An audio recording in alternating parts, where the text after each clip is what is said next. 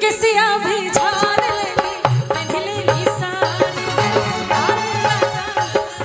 रूपवा सवारी किसिया भी झाड़ लेली पहनलेली साड़ी डाली लगाई लेली रूपवा सवारी एगो होता ने पिछवा से चुप राजा जी एगो होता ने पिछवा से चुप।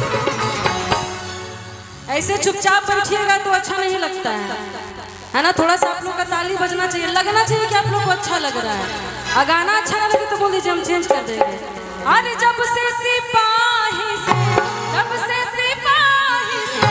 पहले हवलदार होला यवा हमार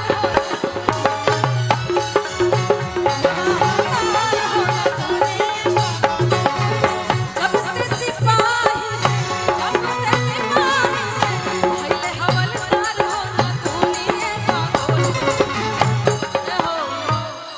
देखिए, जब तक मेरे साथ आप लोग का दांत नहीं दिखेगा, हमको ऐसा नहीं लगेगा कि आप लोग को अच्छा लग रहा है, तब तक हम परेशान करते रहेंगे। हम ये नहीं कह रहे कि आप लोग डांस करिए, थोड़ा सा ताली बजा दीजिए, हम उतने में खुश हो जाएंगे।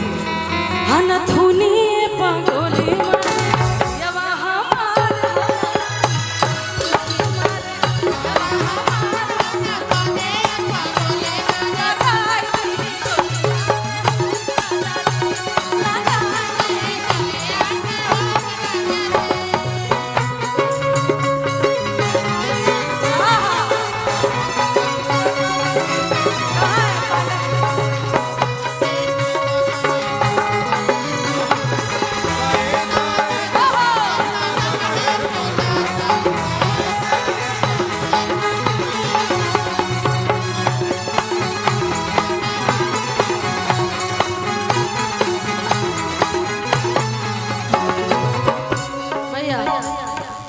जैसा कि मैंने कहा, जो भी भैया तू हर 2 मिनट पे आवत रहो, अच्छा लगता रहा, अगला से खुशी होता हमरा।